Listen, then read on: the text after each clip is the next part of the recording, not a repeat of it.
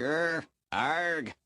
Hello, everyone, and welcome to the Mixtape Podcast, a podcast where we talk about movies from a screenwriter's perspective. I'm your host. My name is Dean, and I am joined by Marcelo. And this week, we are doing Harry Potter and the Prisoner of Azkaban, released in 2004, directed by Alfonso Cuarón and written by Steve Kloves, based on the book of the same name by J.K. Rowling. So, if you don't know what Harry Potter and the Prisoner of Azkaban is about, it is about this. Harry Potter, Ron, and Hermione return to Hogwarts School of Witchcraft and Wizardry for their third year of study, where they delve into the mystery surrounding an escaped prisoner who poses a dangerous threat to the young wizard.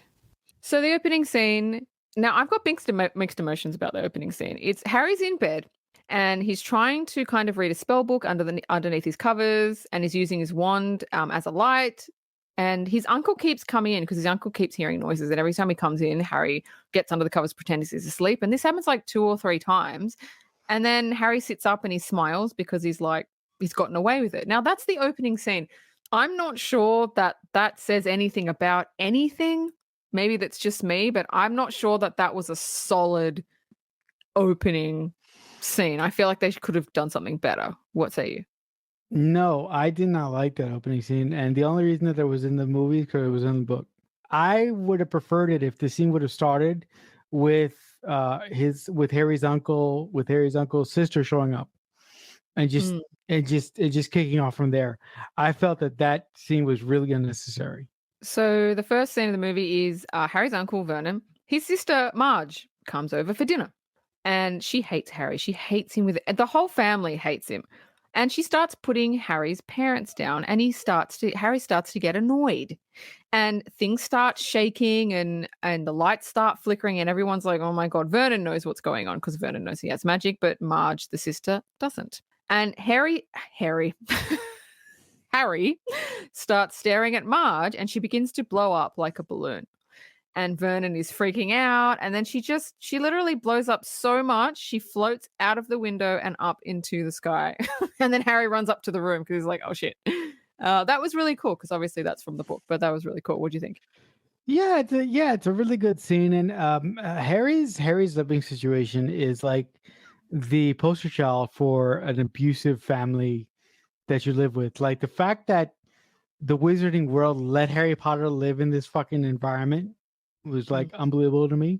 But also it is worth noting that at this point everybody looks down to Harry Potter, but it's not like it was in the first couple films where they just didn't care. Now, like Dean said, Uncle Vernon knows that he's a wizard, and he's scared of Harry at some points in this scene. So it's bad to see Harry kind of be in the same situation, but it is cool seeing that he can defend himself and he can take the piss out of Bernard's sister when she starts cracking on his actual parents. I really, really enjoyed that a lot. Yeah, it shows that Harry's got some power behind him. So Harry runs upstairs, he grabs his suitcase, and he runs down the stairs, and Vernon's like, where are you going? And he points his wand at him. And Vernon goes, you can't use magic outside of school. And Harry's like, try me. He's fucking pissed. He wants to get the fuck out of there. And Vernon's like, you've got nowhere to go. And Harry's like, anywhere is better than here. So he bolts from the house. He's got his suitcase dragging behind him. He walks down the road and he stops, and it's dark and it's been raining and it's cold. And he stops at like this creepy park. And the DOP for this movie did a fantastic job in the aesthetic looking of this kids park, and he's just turned it into something out of a horror movie. And then he looks into a bush and he sees what looks like a hellhound step out of the bushes ever so slightly. And he's like, oh my God. And he's by himself, like there's no one around. It's like midnight, 1 o'clock in the morning. And then a double-decker bus zooms around the corner. This is the night bus. Welcome to the night bus, emergency transport for the stranded witch or wizard. My name is Stan Shunpike, and I will be your conductor for this evening. Now, Harry gets on the bus and sees a newspaper with a picture of a man holding up a prison number screaming, and he learns that this is Sirius Black, and he's a murderer who was in Azkaban before he broke out, and he supports you-know-who. So he's a bad, bad, bad man. So I loved that scene. The night bus was great. From the book to the movie, it's like pitch perfect. It sets up Sirius Black, and it sets up his kind of backstory. And I just thought it was a great fun scene. And the horror element. Sorry, this movie, from Philosopher's Stone to Chamber of Secrets, love the movies, but they're a little bit kiddie. This is the first one that delves into the horror realm. And I think that's why everybody loves it so much, because this is the one that actually gets scary. So thoughts? Yeah, no, this is the one. This is the one that tells you Harry Potter's not fucking around anymore. Because this one, when I saw it as a kid, scared the shit out of me. This scene is great, and like Dean said, the lighting in this movie, specifically the scene when Harry he gets the fuck out of that living situation that he has with the Dursleys, and he goes to that park and he sees the Hellhound come out of the bushes, really, really creepy. It's just really, really cool, and it really sets the tone for what type of film this is going to be. I really love the fact that the wizards have like emergency transportation for the stranded witch or wizard, and I love the scene with the night bus and how it goes through town like super fast, but everything around the night bus is going completely at normal speed. It's really great, and I absolutely love the talking the talking Jamaican head guy in the night bus. He is absolutely mint. He's the best. You know how they filmed that? I thought when the night bus was like zooming around the streets of London, obviously I thought that was a CG bus, right? But it wasn't. How they filmed it was they got everyone to drive, obviously stunt drivers, not on an actual like London road. They got everyone to drive really slowly, and the night bus drive at normal speed. So it looked like it was going really fast, but it actually was going at normal speed. Oh wow, that's really, really interesting. How funny. I didn't know that. That's a really nice little interesting piece of, dare I say, trivia. Yeah, the other thing that I like about the scene is, like Dean said, in the night bus, I like the fact that we basically learn who we think is our villain in this movie in Sirius Black. I think it's a really nice introduction to who the bad guy is going to be in this film. Harry's dropped at the Leaky Cauldron by the night bus, where he meets with the Minister of Magic, who tells him his aunt, which is the one that blew up, Marge, was found floating and her memory has been erased. No harm, no foul.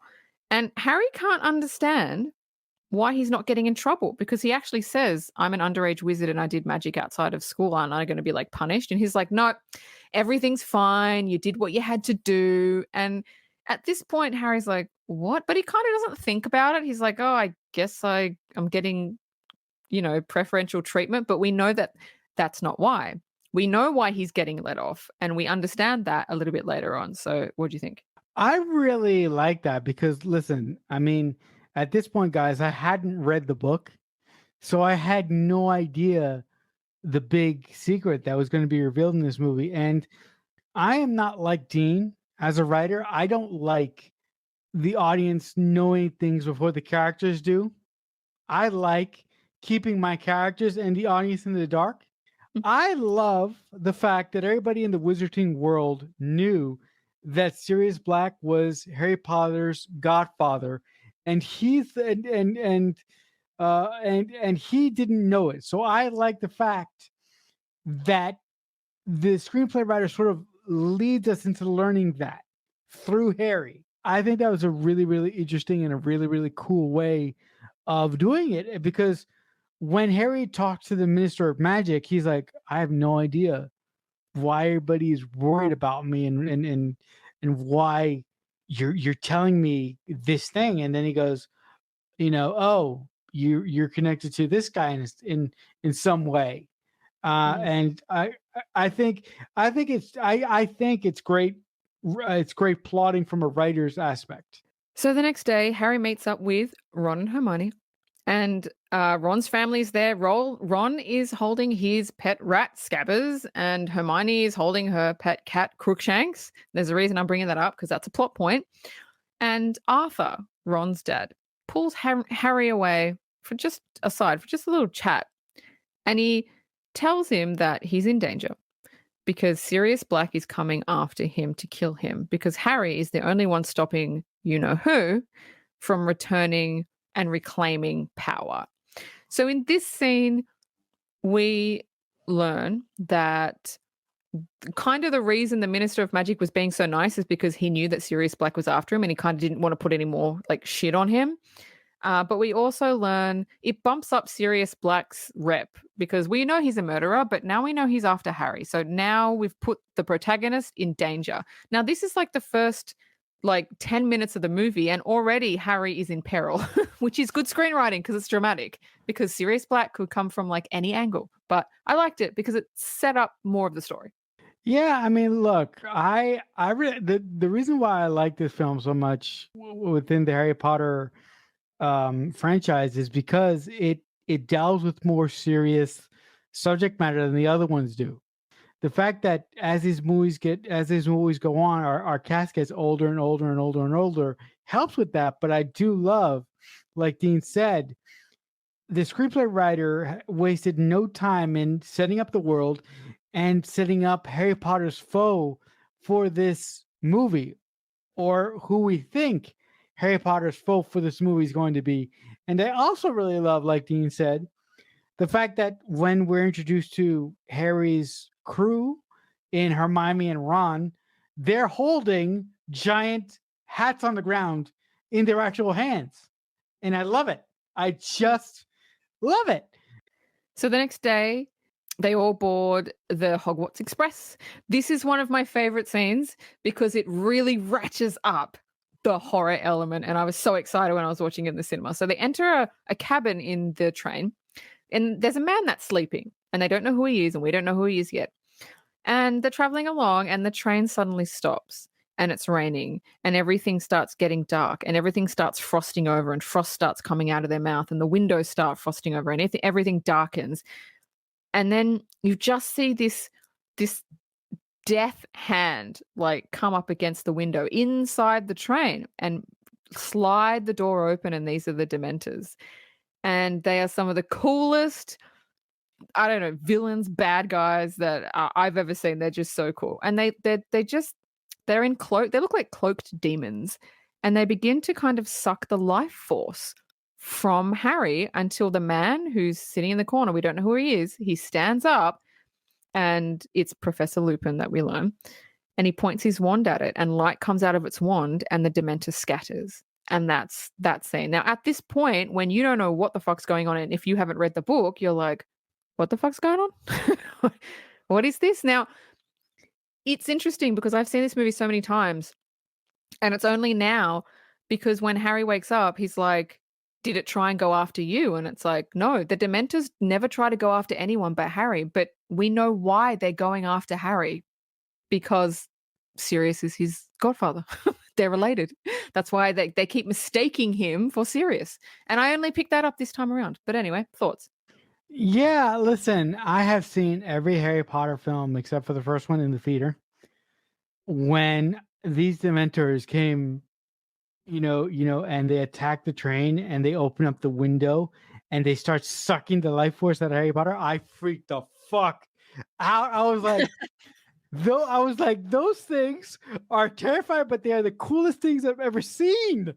I mean, because Dean is right. They're like floating fucking demons. Mm. And and the way that Professor Lupin gets introduced by being the guy who is passed out in the train car where Ron, Hermione, and Harry go to sit is just genius. And the fact that Lupin wakes up and then he basically gives the Dementors a light bomb in their face is really cool.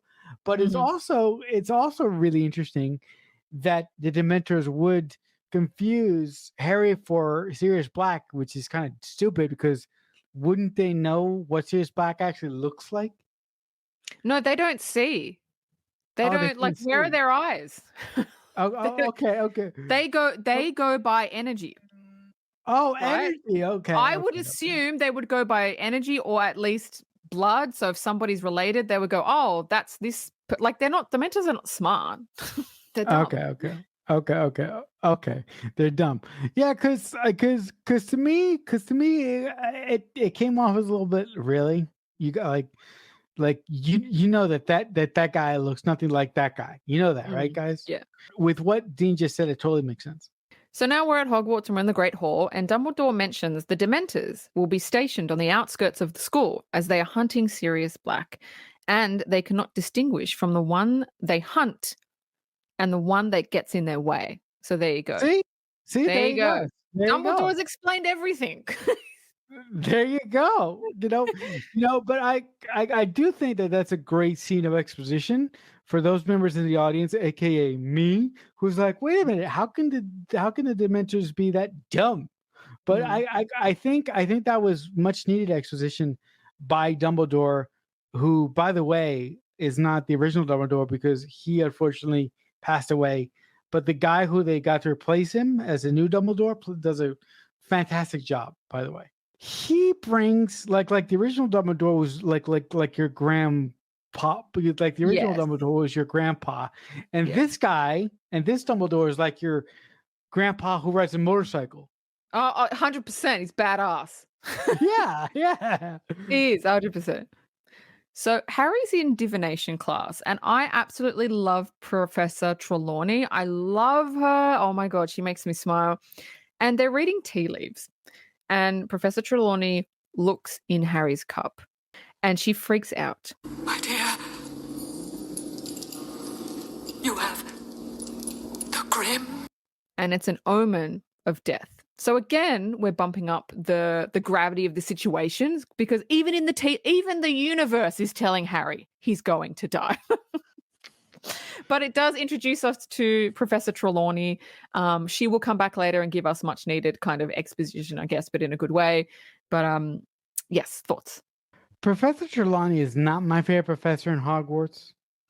My favorite professor in Hogwarts, and there's a reason why I'm in this, is Severus Snape, man. I love that man. But talking about the scene now, I love how the writer and the director of this film take the sort of mystery of this film and sort of the giant specter that this film has over it. And the specter is everybody's looking for Sirius Black because he's dangerous and he's a murderer.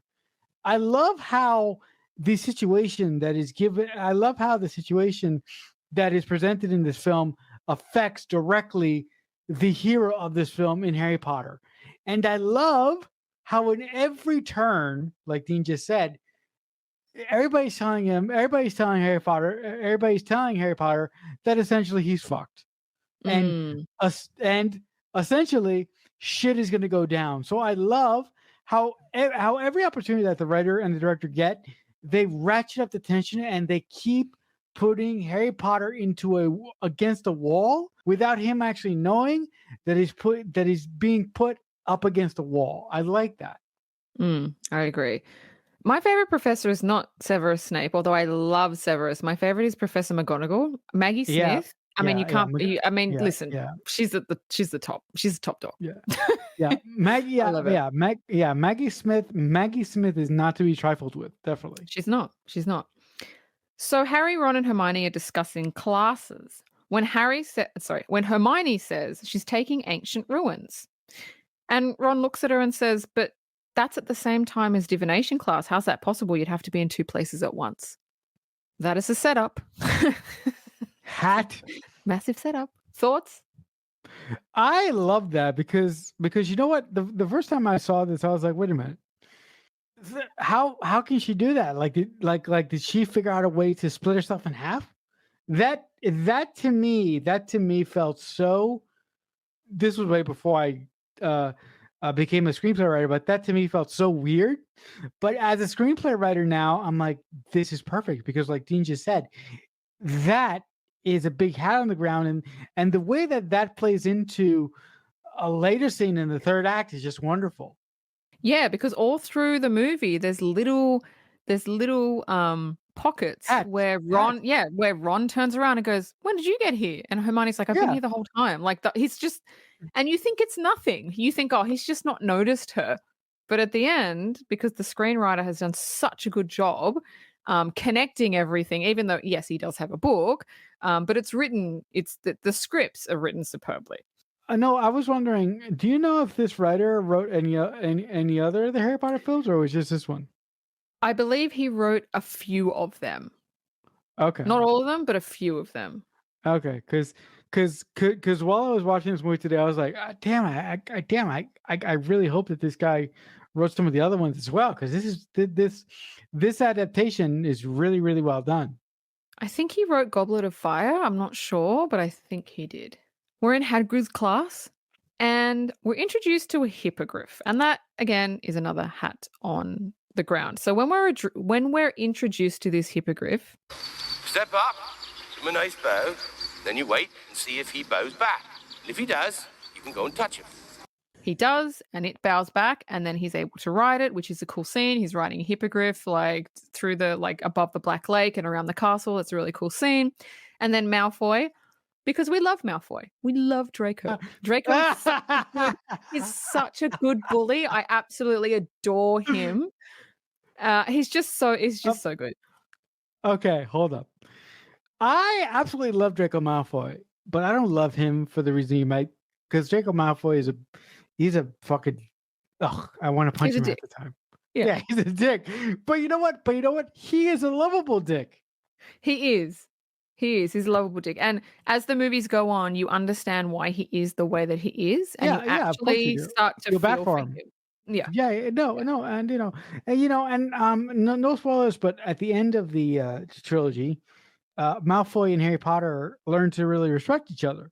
There's a Harry Potter video game that was released for PlayStation 2, and I can't remember the name of the game, but I loved riding that fucking thing around the castle in the video game.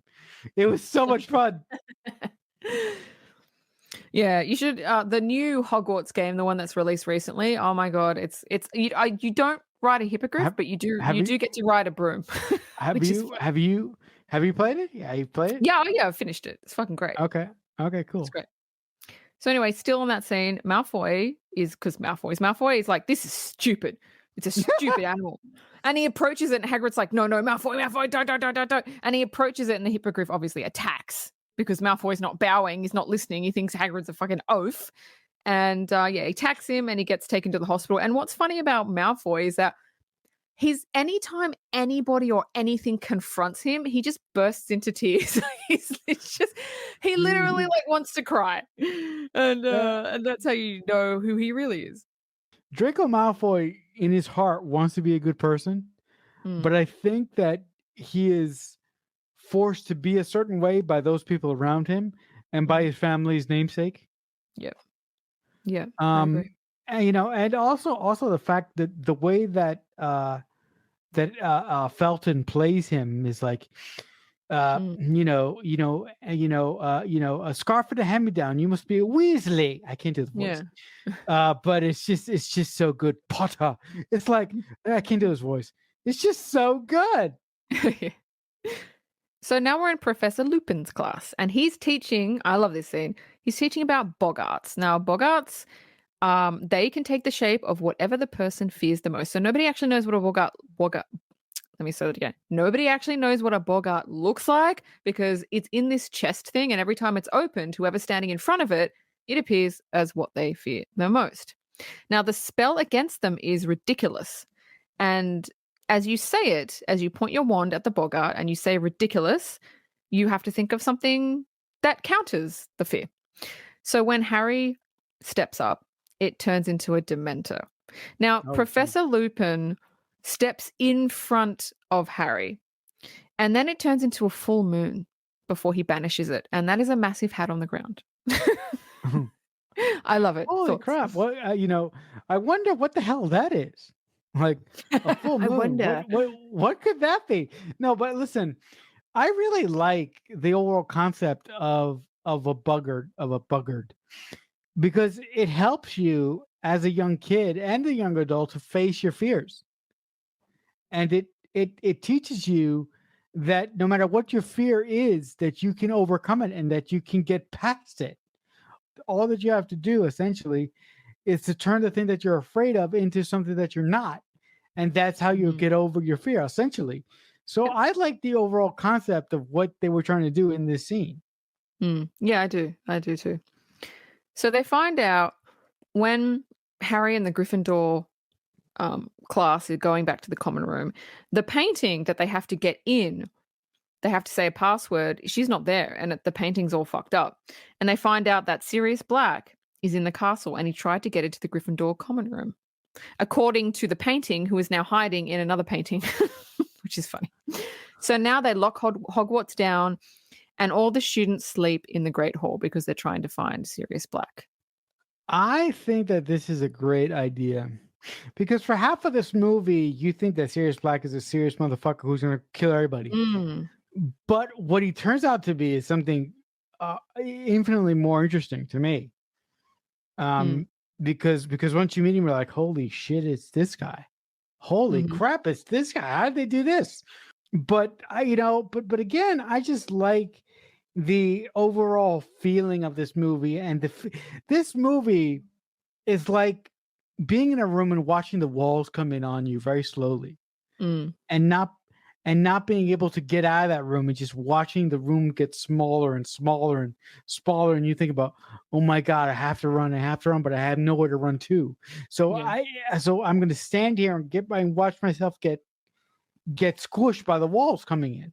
And I feel that this movie has a sense of claustrophobia to it, for some reason. Well, I mean, do you think I'm crazy with that? No, it does. It keeps closing in on Harry. That's what it's supposed to do. Yeah, it keeps closing in. So I totally get what you're saying.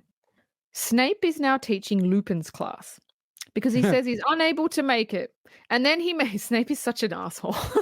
I love him. He's such a dick.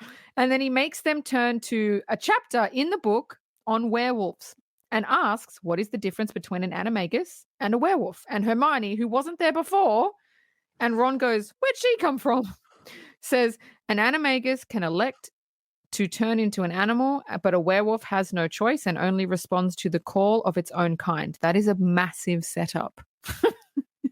I love the screenwriting in this. It's a massive setup. Again.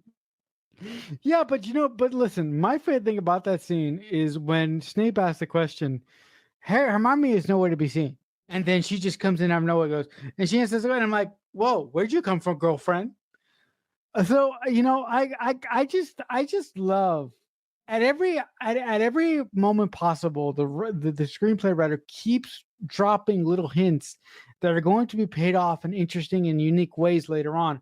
I absolutely love that because, guys, that is the type of screenplay writing that I love. And you know what that's called, people?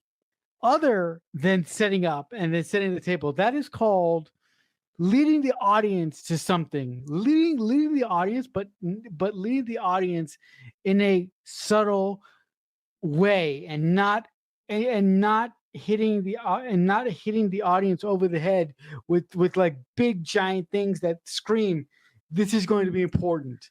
This is extremely subtle. So now it's Quidditch time. Woo! And it's raining. Yeah, it's raining. It's cold. It just aesthetically looking, it just looks really fun. Not obviously, but obviously not to do it, but to watch it, it looks fun. It's icy, and Harry spots the snitch, and he's about 100 feet up from the field.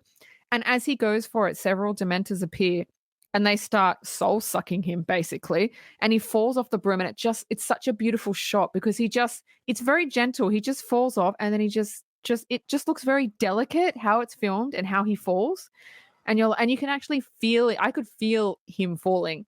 And then Dumbledore, because he's a fucking badass, literally stands up, sees him, and like a boss, he doesn't even have a wand. He just puts his hand up towards Harry, says something, and he just stops falling.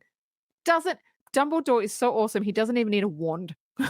Yeah, anyway, man, I mean, that's that scene. That's awesome. Yeah, I mean, look. Like Dean said, that scene is filmed so beautifully. When Harry falls off the broom, there's just this moment of him just being sort of weightlessness, and you're like, "This is very dangerous," but there's something so beautiful about this.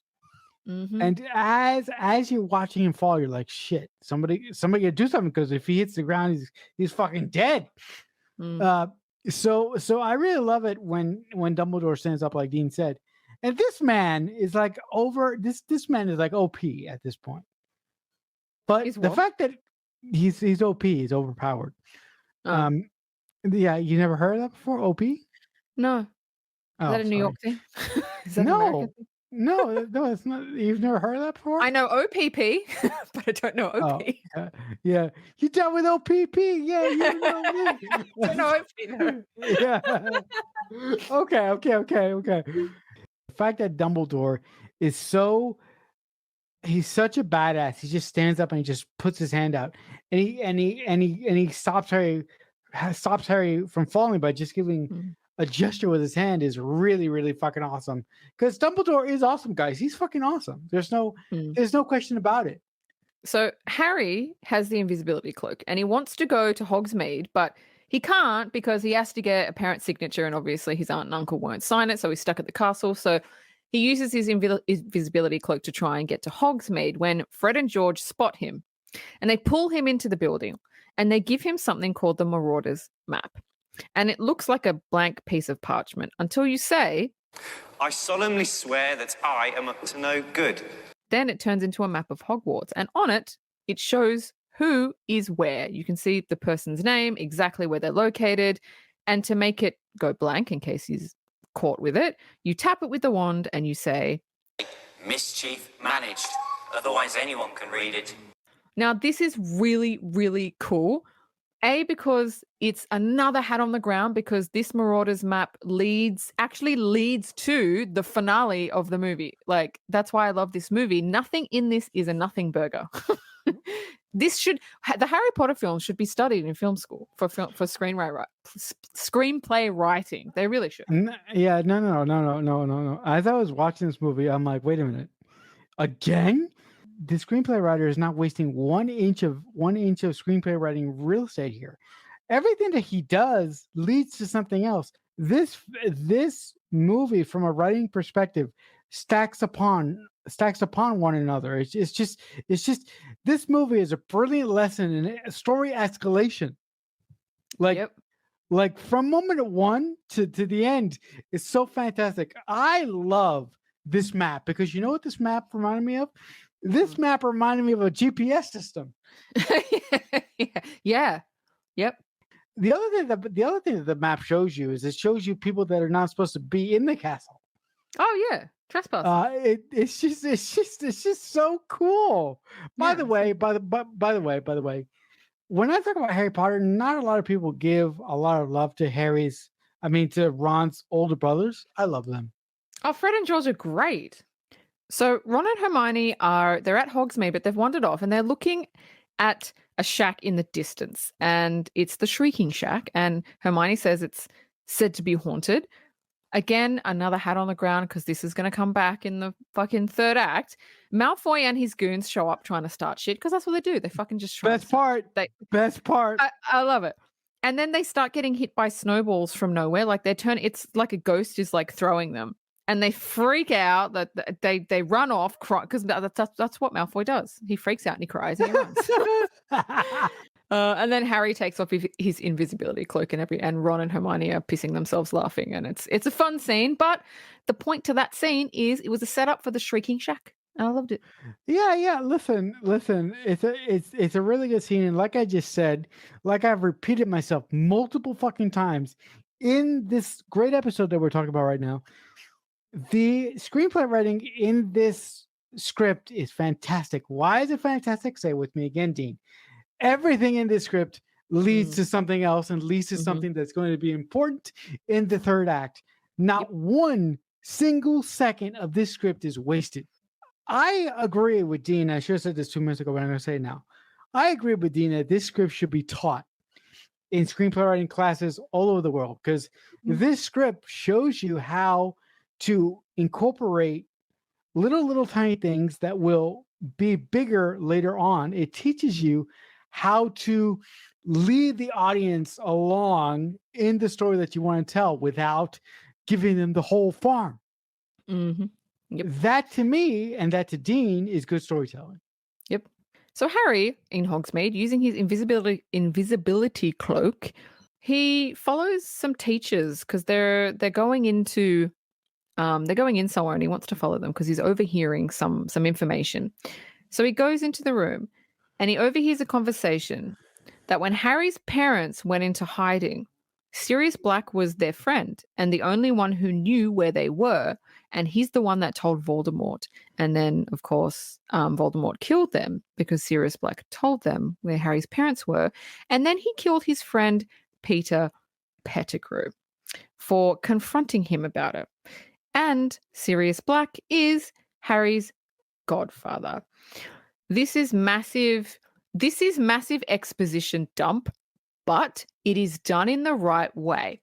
It is not done in a way where it's like, oh, okay, so they're just talking about it because the audience needs to know. No, Harry has followed them in with the invisibility cloak, and he's overhearing a conversation he's not supposed to overhear. Again, this is expert screenwriting. Harry is pissed off, and he says to Ron and Hermione when he sees Sirius Black, he's going to kill him. So now he's mad. Now he knows the truth, or what he thinks is the truth, and now he's mad. The way that you feed out information to the audience, or the way that you make your characters discover something, is you lead up to it. You cannot go into a scene and go, okay, this is what our character needs to know. Let's just say it out like that, because you know what that is? That's boring exposition, and that is the mark of a lazy writer. But the way that a good writer does exposition is the way that this writer did exposition. Harry goes into a specific place and he stumbles upon a group of people talking, and through that he hears what he needs to hear and what the audience needs to hear.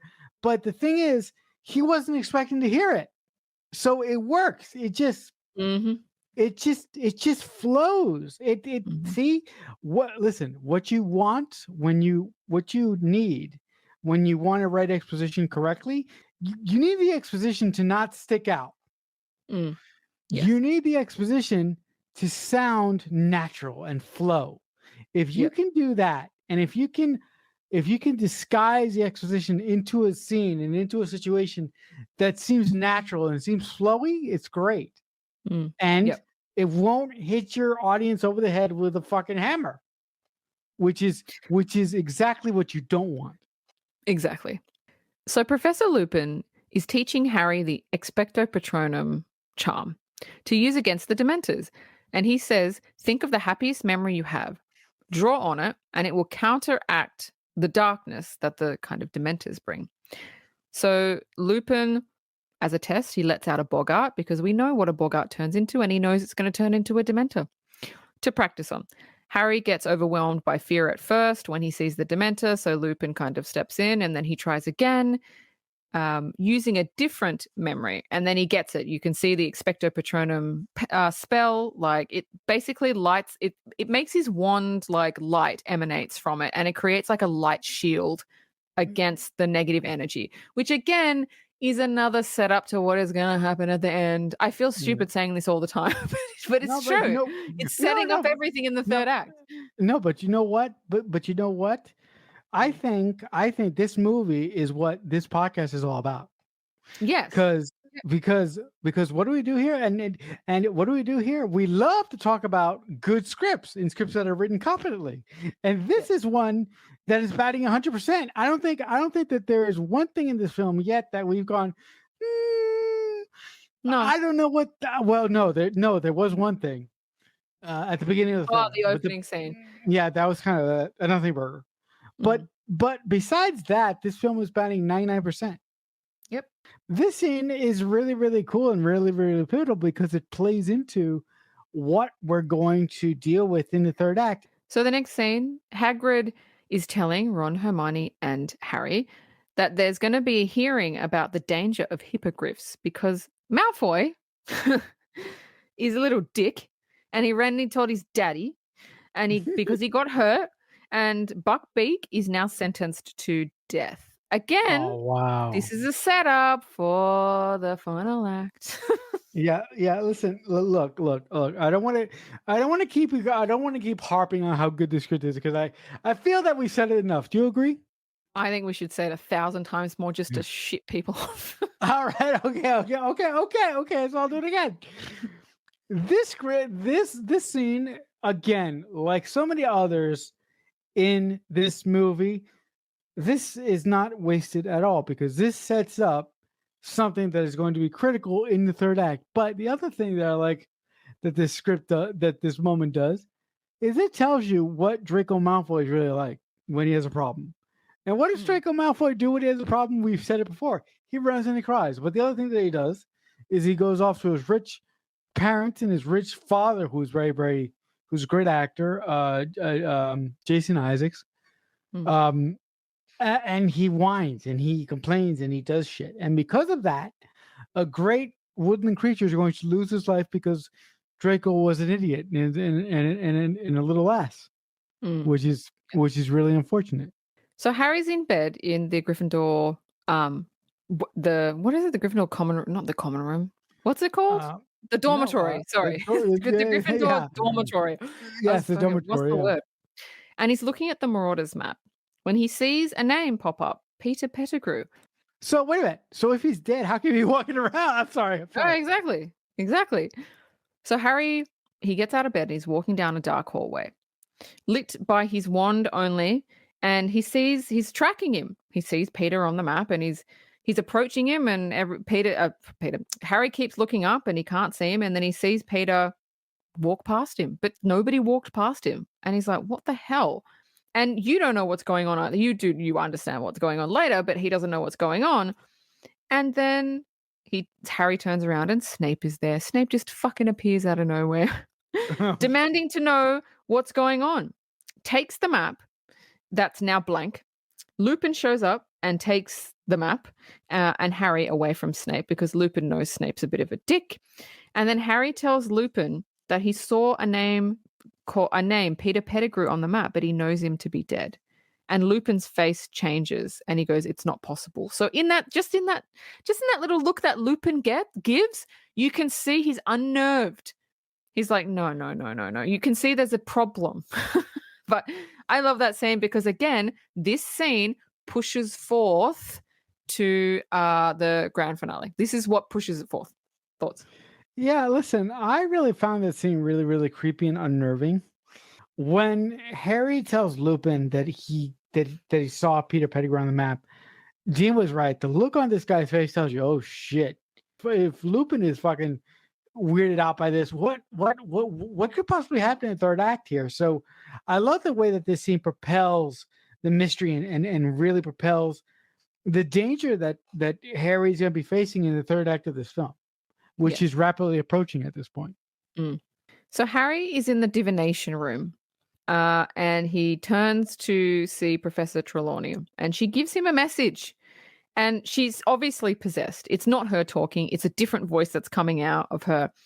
And she says, tonight he will return. Innocent blood shall be spilt and servants and masters shall be reunited once more. This scene, as a kid, when I watched it in the theater, nerded the shit out of me. And still when I watch it, and still when I watch it today as an adult, scares the shit out of me. It's creepy. I absolutely love it. I absolutely love it in thriller movies and in horror movies when demons take over people who you wouldn't think they would take over. I absolutely love what demons do to normal people. Me too. Because demons make normal people sound so fucking disturbing. The perfect classic example of this is Regan in The Exorcist. I mean, oh yeah. I mean, good God, but it's just a really great scene that makes you so uncomfortable. Yeah. So the gang go down to Hagrid's place and they encounter Malfoy, of course, because he's just fucking being a dick. And you know what? And this is why, look, Professor McGonagall was my favorite professor, but Hermione's my favorite character because she's just had enough. She's had enough of Malfoy. She's had enough of everything. And she just goes up to him. She literally punches him in the face. And Ron and Harry are like, holy shit. And then Malfoy cries like the little bitch that he is and runs off. And I'm just like, oh my God, this is the moment I fell absolutely in love with Hermione. And I went, you know what?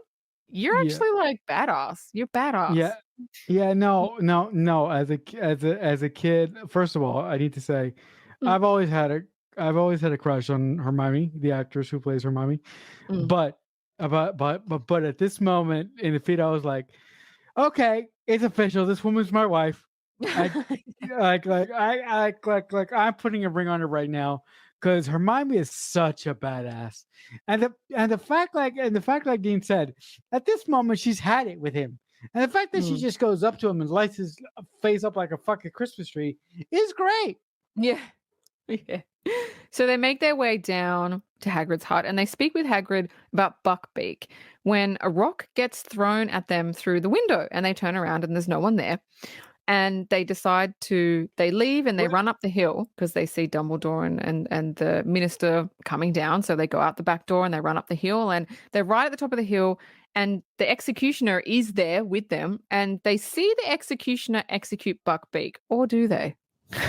Or do they? I'm just going to leave that there. So still in that scene, Scabbers, who is Ron's rat from the beginning, bites Ron and then runs off near the Whomping Willow. Now, we know what the Whomping Willow is from Chamber of Secrets.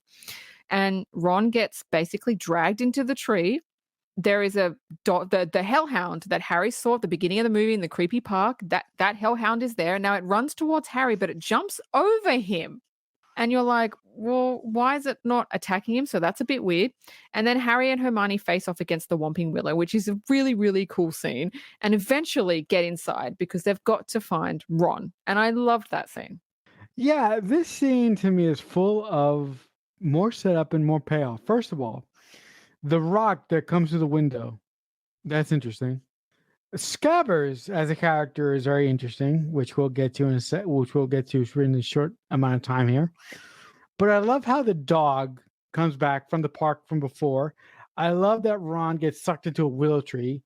I love that my wife smacks Malfoy and across punches Malfoy in the face and he runs off like a little bitch.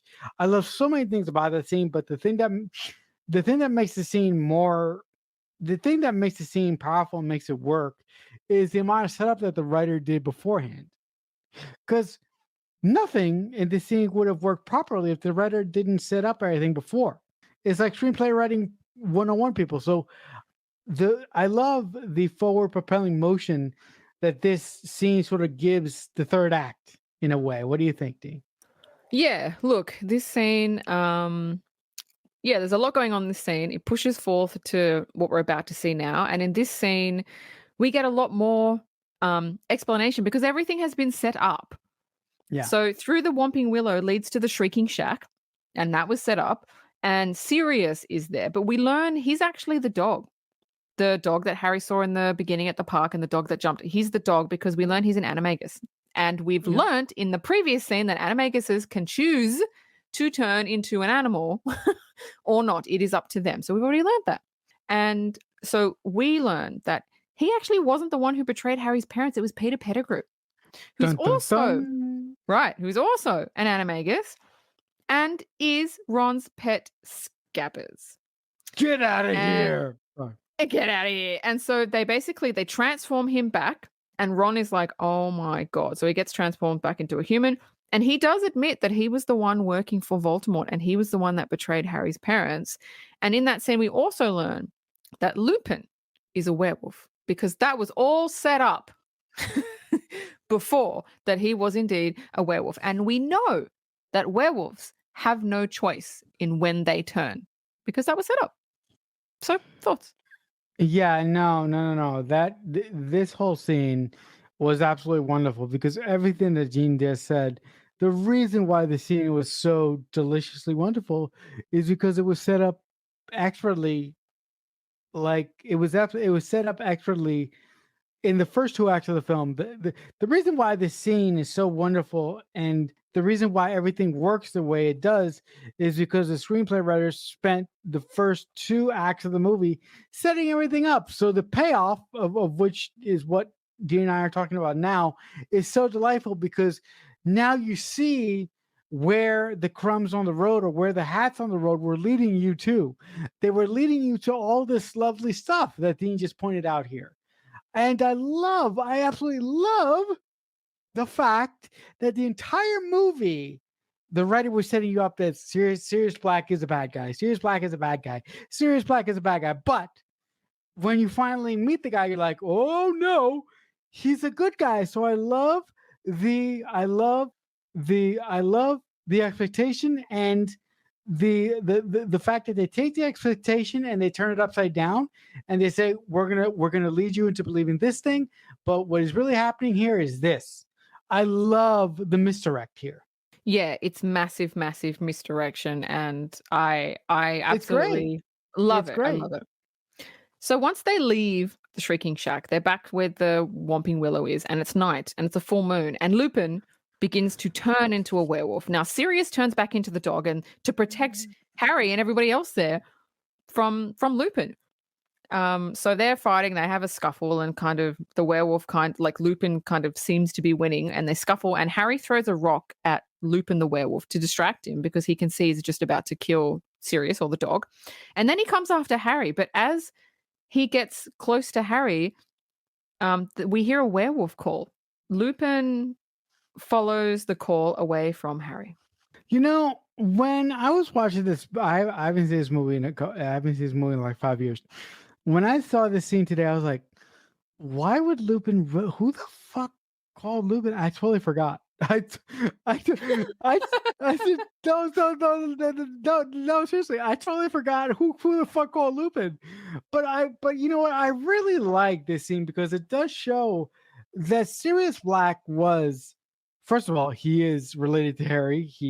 Harry and him are family, and I do love the fact that it shows that Sirius Black is a good character, and Sirius Black would sacrifice himself to keep Harry and his friends safe. I think that's a masterful scene, and it really, really pays off a bunch of stuff. Like I said in the previous scene, that the writer set up in the first 2 acts of the film. So Sirius is badly wounded, and he's fallen down near a lake, in the Forbidden Forest. Harry goes to help him when everything begins to get cold and ice over, and we know what that means. Oh, Why? shit. Because that was set up several times. Yep. That when it gets frosted over and icy and cold, that's when the Dementors come, and Harry looks up and they're all circling, and he's like, oh shit. So Harry gets out his wand because he's learned how to do the Patronus spell, and he uses Set up, and he uses it, but it makes a small amount of light, but there's so many of them. There's too many. He can't fight them. He looks on the other side of the lake. Harry sees like this luminous stag that begins to emanate a huge blinding light that basically pushes all the Dementors away. Like it's just a magnificent, massive light. And he sees a person on the other side of the lake who made the light and the stag, but he can't really see them. And then he passes out. there is things in this third act where you're going, what the fuck is going on here? First of all, let's look at it. Let's take it piece by piece. Ready, people? First, the rock to the window. You're like, what the fuck is that? Second, who the fuck called Lupin away? That's 2. Third, Harry's being attacked by the Dementors. Who the fuck is on the other side of the lake? There's so many things in here. You're like, wait a minute. You're like, seriously. It's crazy because it's the third act of the film. And you're like, what the fuck is he? Well, you're like, what the fuck is the screenplay writer doing? What is going on here? It's so fascinating. And if you haven't seen this movie, like if you are listening to this podcast right now and you just seen this movie, you're like, wait a minute, what's going on here, guys? The first time I saw this movie, I don't know how you were feeling, Dean, because you probably read the book. I didn't actually read the Harry Potter books until all the movies were over with, which was really special for me because when I read the books, all I saw was the characters, the actors who played our beloved characters here. Mm-hmm.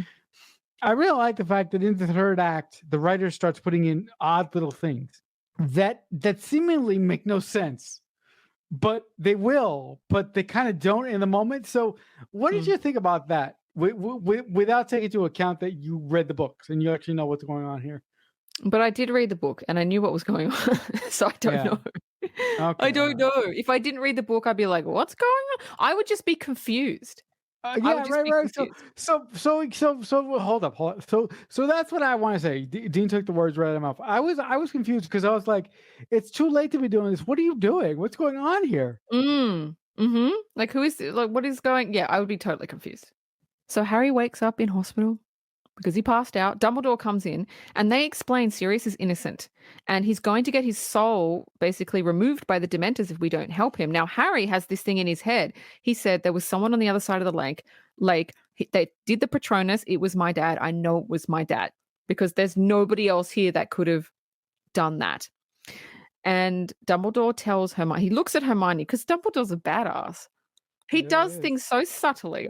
He does. It's so So great. passive aggressively. He looks at Hermione and he goes, you know the rules of time. Don't be seen. 3 turns should do it. And you're just sitting there like, What? What? Wait a minute. What the fuck are they talking about? Right. So Hermione pulls out this long necklace. She puts it around Harry's neck and her own neck, and there's a pendant, and it's like a circular hourglass, and she turns Oh it my 3 God. times, and suddenly time around them begins to rewind. This is like Oh a my time god, machine. this is the coolest And thing this was ever. Oh my god, this is the coolest part of the movie. Even though I'd read the book, seeing it was so cool. Anyway, that's that scene. No, wait a second, guys. And then listen, in the movie theater, look, I've already said I didn't read the Harry Potter books till the whole fucking thing was over. But in the movie theater, when Hermione takes off her necklace, and you actually see what it does, I lost my fucking mind because I was like, time travel? That's it? That's how they're gonna. Oh, I lost my fucking mind. And the time travel device explains all the weird shit that's been going on for the last couple minutes. And it explains why Hermione kept popping up all over the place. But I absolutely love that aspect of this film. I absolutely fucking love it. I love it too. It just adds another layer and dimension to the already layered story. Yeah. It's just so great. So Hermione takes 3 turns is basically 3 hours before that. So Hermione takes Harry to when she punched Malfoy, and she explains the pendant is a time turner, and this is how she's been doing double classes, which has already been set up multiple times. Yep. So they run down to Hagrid's shack, and they see themselves going in. So they hide in the bushes. Hermione, because Hermione can see Dumbledore and the executioner and the minister come down, and she's like, why aren't we leaving? What is going on? So she's the one that picks up the rock and throws it into the hut. And they're like, what? Remember the rock in the hut before? So she's the one that actually do it. So it allows them to leave. Yeah. Then Harry and Hermione unchain Buckbeak and lure him away into the forest. This is the funniest bit. Dumbledore, now it's not said, but it's obvious. Dumbledore knows what's going on because the whole time, if you watch that scene and you focus on him, he's actually standing in the window blocking the minister from seeing out the window, right? So he's blocking the minister from seeing what Hermione and Harry are doing. And when they actually come out of the hut, they're having trouble getting Buckbeak away. And when they walk out, Dumbledore's like, oh, look this way. Look at this way. He's actually turning the attention away from them. Like he knows what they're doing. It's not said, but he knows what they're doing. And as soon as they lead Buckbeak away, Dumbledore goes, okay, let's just go. Oh, where's Buckbeak? It's so good. It's so good. So thoughts? No, I mean, look. I don't have much to say, but it was really great watching scenes that we've seen already with different contexts, and it was really, really awesome what Dean just said about the fact that Dumbledore obviously knows what Hermione had this whole time, and the way that Dumbledore aided the older versions of our characters into saving Buckbeak. It was just so great. So they drop Buckbeak off at the lake in the Forbidden Forest, and then they go back up and they see they're at the Whomping Willow, and it's the full moon has come out, and they see Lupin turn into a werewolf, and the whole skerfuffle. They see the werewolf confront Harry, and they're standing there like, okay, well, the werewolf is obviously called away, and then Hermione does a wolf call. She's the one that does the wolf call. Oh, and then my Lupin God. runs towards them because it has been set up before in a previous scene that Hermione was saying the only way a werewolf will get torn away is if they hear a call of their own. So she knows Wow. that was set up, and she did the call, and now it starts running towards them, and she's like, oh no. So they run towards the lake, and they're cornered by the werewolf when Buckbeak intervenes and scares it away because you've forgotten about Buckbeak by now.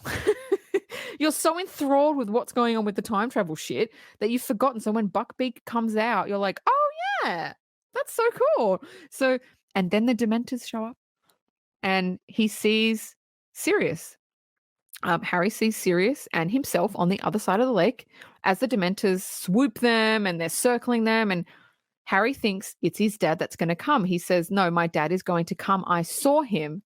I saw him do the Patronus. And Hermione's like, I don't think he's going to come. And he's like, no, he will come. He will come. And then he sees the Dementors like basically almost kill Sirius when he realizes it's not his dad and nobody's coming. And then he runs to the edge of the lake and says, Expecto Patronum! and then a blast of light bursts from Harry's wand, like the biggest you've ever seen, and the Dementors just fucking scatter, retreat, and now we know it was Harry and not his dad. Boom, loved it. Oh, dude, this whole look. Well, listen, I love the fact that the screenplay writer took the time in the third act to explain all his hats on the ground. But seriously, watching Dean talk about how all these scenes sort of fit into the puzzle that the writer has made for us to figure out while we were going through this, I got the goosebumps. Seriously. When Dean was describing the last scene of Harry standing on the lake, watching the other shit going on across the lake, and he's the one that says Expecto Patronum and saves everybody at the other side of the lake, I got goosebumps, guys. This shit, like as the screenplay writer, these are the scripts that you like, oh, these are the things that I live for. Because this just works. And it's so nice to know that there are writers out there in the world who are able to write such good adaptations from books. Yep. It's just so good. So Harry and Hermione, they're on Buckbeak and they fly back to Hogwarts because Sirius he's been arrested and they're holding him in a cell. And this is one of my favorite spells. Hermione uses the Bombarda spell to break him out. Bombarda is probably my favorite spell because it's just blow shit up spell. That's all it is. You just blow shit up when you use Bombarda, and I loved it. And I love using it in the game. That was my favorite. Anyway, so he explains that he has to go because they still think he's a murderer. He has to kind of clear his name because Peter Pettigrew has turned into a rat and he's run off. So they don't have him. So he jumps on Buckbeak and basically flies off. And it's kind of sad because it's like every time Harry has like a meaningful moment, it's always ripped away from him. Poor Harry. Yeah. In this third act, Harry gets a lot of vindication. But you're right. The writer and the director of the film still find a way to not give Harry all, everything. They still find a way to stick it to him just a little bit. And that moment right there is just an example of that. My favorite spell, I don't know what it's called, but it's a spell when you say it makes worms. It makes like eels come out of people's mouths. I don't know what that spell is called. That's your favorite spell? That's it? But you know why? Because I would use it all the time on my enemies. Not Bombarda? You wouldn't blow your enemies up. You just make them spit out worms. No. You know what? I would probably use Bombarder. I would probably blow them up. Yeah, I mean, Stupefy is good too. Stupefy, I think, just pushes them back. It's like a force spell where it just pushes someone back. So I like that one as well. Right. But this is a funny scene. Harry and Hermione rush back to the hospital where they started, and they see Dumbledore leaving the hospital. So basically, their selves 3 hours ago were in the hospital, right? He's just finished telling them 3 turns should do it. Now he's closing the door. Now they're running back because they've done it. And I love this. This is why I love Dumbledore. They said, oh, we did it. And he looks at them and he goes, did what? And he gives them a smirk and then walks off. He knows. He knows. Dumbledore, listen, nothing more needs to be said except this. Dumbledore is the shit and he's a man. I love him.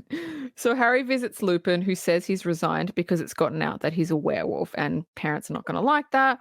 And again, it's sad because Harry and Lupin had a really good connection and trust happening, and now he's gone. It's like, fuck, why do you have to fuck over Harry? Every fucking movie gets fucked over. I'm gonna cry. But you know what?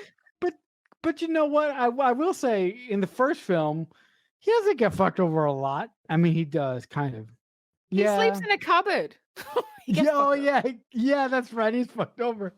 Harry walks into the Great Hall to see students gathered around something. Now, in the Quidditch match, when he fell off his broom was fucked, unusable. So when he walks into the Great Hall, the students are gathered around something, and there's a present that's been delivered for Harry. And it's a brand new firebolt broom. That's the fastest bolt that you can get. Now, Hermione says this came with it. And attached is a hippogriff feather. Now, we know that Sirius is with Buckbeak, and Buckbeak is a hippogriff. So we know that the present is from Sirius. Harry goes outside, he mounts the broom, and he takes off, and that's the end. That's the end of the movie. That ending was amazing because Dean just said it. I've been saying it the whole. Well, Dean has been saying it for a couple scenes now, but Harry has not had the best of luck. He always gets, shit on him all the time, right? Mm-hmm. But it's really cool that after all the shittiness that they gave to Harry in the last couple of scenes, they gave him this nice hurrah moment. And it's really cool that Harry got a new model of broom, the top model, because in the first film he gets the Nimbus 2000. And this one he gets the newest broom. It's really, really cool. By the way, when I was a kid, I had that broom. Which one? The Nimbus 2000. I didn't have this one, but I had the Nimbus 2000. You still have it? No, actually, Dougie broke it when I Dougie. I almost killed. No, but seriously, when he broke it, he was a little kid. He was playing with it, and he was playing with it a little bit too rough. No excuses. Yeah. So, trivia? Go ahead. Okay, in the scene where Hermione punched Malfoy, originally it was scripted to slap him, but then they changed it to punch because they thought it was more forceful. But when they were rehearsing the slap, she actually slapped him as hard as she could. Oh my god! And Felton was shocked, and she even said, like, I don't know what I was thinking. Like, why did she doesn't know why she really hit him, but she actually really slapped him. Oh wow! Okay. So Ian McKellen turned down the role of Dumbledore. What? Because he said he had enough trouble living up to Gandalf. 2 would just be too much for him. You know what? I agree. I like that because you know what? Being Gandalf and Dumbledore, that would be a little bit too much. Yeah, exactly. So the director had never read the books and never seen the other movies when offered the job. Well, okay, that tracks. Now, Guillermo del Toro told him, don't be stupid, go and read the books right now. Okay. Because Guillermo's a legend. I hope he did. Yeah, I hope he did. I hope he listened to him. It looks like he did. Yeah. It looks like he did. Yeah, I mean, look, of all the directors that directed Harry Potter, I think the one who did the best job is Alfonso Cuarón, the director of this movie. Yeah. But you mentioned Guillermo. I would have loved it if he would have directed one of his movies. Oh, that would have been good. Yeah. Deathly Hallows would be a good one for Guillermo. Yeah. Last piece of trivia. J.K. Rowling based the Dementors on her battle with depression. Oh, I think that's scary. That's a really, really good life struggle to draw upon for a character or mythos or an army. Yeah, because if you look at the Dementors, they take all your hope away from you. Yeah, and that's what depression does. Yeah. Depression, from a technical standpoint, sucks the life out of you. It makes you not want to be you anymore. But that's it. I'm going to wrap up the show. If you want to email us, you can email us at themixtapepod@aol.com. If you want to subscribe, we would love it. If you want to check out any of our other videos, you can at our YouTube channel or on any podcast network that you are currently subscribed to. We are there under the Mixtape Podcast. Next week, we have Mission Impossible Rogue Nation. So if you're a fan of Tom Cruise, if you're an action-packed fan, if you're a Mission Impossible fan, come with us next week because we're going to review the shit out of this movie, which I have recently come to love, actually. So next week, Mission Impossible Rogue Nation. And as I wrap it up always, if someone is kind enough to make you a mixtape, that must mean that they really love you. The Mixtape Podcast is a Balloonhead Productions presentation.